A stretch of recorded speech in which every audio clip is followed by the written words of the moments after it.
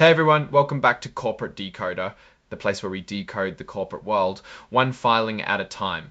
Today we're diving into Southern Copper Corporation's proxy statement, and let me tell you, it's got a few twists. We'll be talking about virtual meetings, director pay, and related party transactions. Seems like someone has family in high places, but does that smell like roses or red flags? Let's find out. This is a notice about Southern Copper's annual meeting of stockholders coming up in May, but unlike the old days, this meeting is entirely online. No physical location to visit, which is a trend we are seeing more of. If you were a stockholder on March 27, 2025, you can participate. Just head over to their website, put in a control number, and you're in. But keep in mind that the SEC encouraged stockholders to vote and submit their proxies in advance of the meeting, either via the internet or by mail to prevent processing delays. The main thing on the agenda is electing 9 directors to the board. These are the people who will be guiding the company's strategy. Now, Southern Copper needs a certain number of special independent directors. Think of them as extra watchdogs. These folks have to meet specific independent standards, and they're nominated by a special committee. This is an important detail because it's about keeping the company accountable. Let's run down some of the nominees. We have German Lorea Amatavalasco, the chairman who's been around since 1999. Then there's Oscar Gonzalez Rocha, the president and CEO. A lot of the directors have ties to Grupo Mexico. We have some special designees such as Luis Miguel Palomino Bernia, Enrique Castillo Cas, and some of the directors also has some relations with people higher up on the food chain. Leonardo Contreras Ledo de Tejada has relations with Mr. German Lorea Matavalasco. So what are the odds? Time to talk about who owns the company. America's Mining Corporation controls a whopping 88.9% of Southern Copper's stock.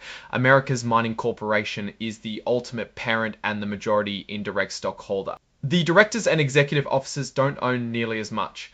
The directors and executive officers as a group only own 575,895 shares of Southern Copper as of March 27, 2025. It's a small piece of the pie, but it matters. It means the management has very little to say.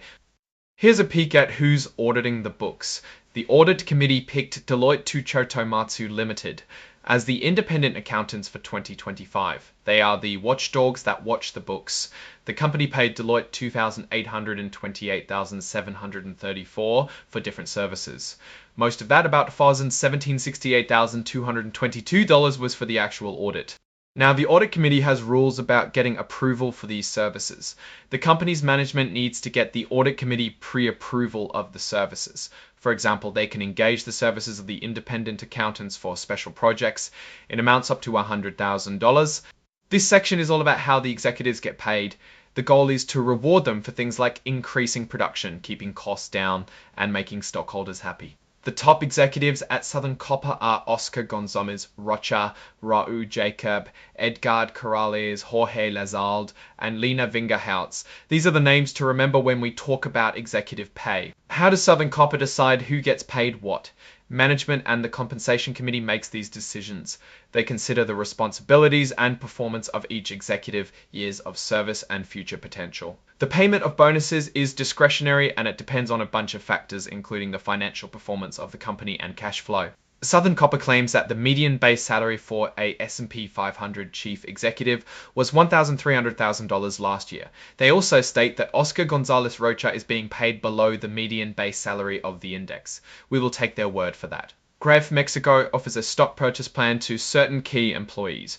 Basically, it lets them buy shares of Grupo Mexico, the parent company, through payroll deductions over 8 years. After 8 years, Grupo Mexico will grant the participant a bonus of 1 share for every 10 shares purchased by the employee. Let's get to the actual numbers. Oscar Gonzalez Rocha, the CEO, made $0.12 odd $8,870 jack of the CFO. Edgar Corrales, the VP of Exploration, made $375 other $1. Jorge Lazalde, the secretary, made $405 the VP of Exploration, made $375 Asian all cases. This is more than most normal people. What happens if executives get bonuses based on numbers that later turn out to be wrong because they cook the books?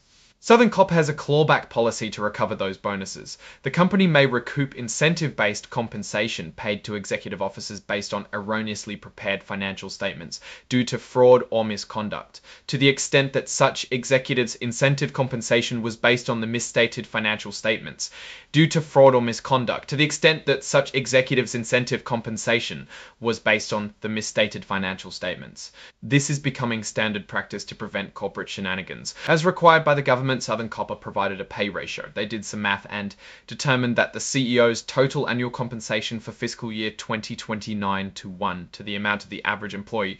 This can be seen as either great or bad. Okay, I've got to be honest here, the compensation discussion is nice, but these charts mean nothing in this report. Southern Copper has a securities law compliance policy governing the purchase, sale, and or other dispositions of the company's securities by our directors, officers, employees, and designated contractors, which we believe is reasonably designed to promote compliance with insider trading laws, rules and regulations, and the exchange listing standards applicable to us.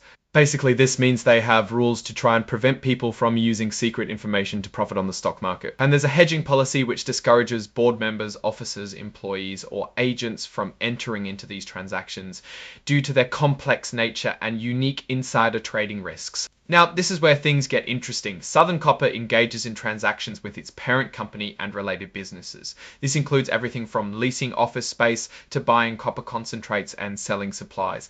In 2024, the Mexican operations of Southern Copper paid nearly $50 million for freight services provided by Ferrocarril Mexicano SADCV, and their Peruvian and Mexican operations paid more than $90 million in 2024 for engineering and construction services provided by Grupo Mexico Servicios de Ingeniería de CV and Mexico Comercia Constructor SADCV. There is a big relationship with companies who provides the company energy in Mexico. These relationships are mostly harmless, but it can definitely create some conflicts of interest. The son of Southern Copper's CEO, Oscar Gonzalez Rocha, works as the Chief Financial Officer at Asaco LLC, a subsidiary of Grupo Mexico, and he holds the office of Corporate Director of Administration and Internal Control at AMC. The company says that Mr. Gonzalez Rocha was not involved in his son's hiring or compensation, but it raises questions about potential conflicts of interest. It's a family affair in the corporate world. Here's a key point. Southern Copper is a controlled company because Grupo Mexico owns more than 50% of the voting power. This means they don't have to follow all of the NYSE's corporate governance rules, like having a fully independent compensation committee.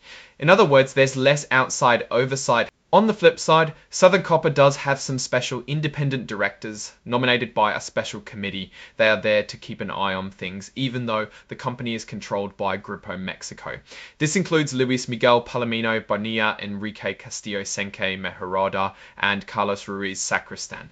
The board of directors did a great job showing up for meetings, so that is a positive. What's the big picture? Southern Copper is largely run by Grupo Mexico, and that has some interesting implications. The number are good, but a lot of the higher-ups share a common connection. The directors get paid in cash and stock. The company plans on extending the directors' stock award plan so they can keep giving directors shares. Each director will be getting 17,400 of company in shares and a little bonus if they behave, so that is good for them. And for people who attend their annual meetings, should you vote yes or no to all of that? It's complicated. The compensation packages, it is what it is. What are you going to do about that? I can already tell you that nothing is going to change. A lot of the top dogs are related to each other. Maybe there is something good about it. Maybe they trust each other more than a normal person.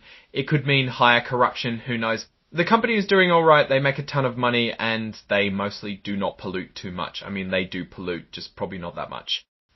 So, overall, what's the telltale? Southern Copper is a profitable mining company controlled by Grupo Mexico. It has good numbers and a solid board of directors, so all is well if you are an investor. That's all for this episode of Corporate Decoder. If you found this breakdown helpful, please give us a like and subscribe for more financial deep dives.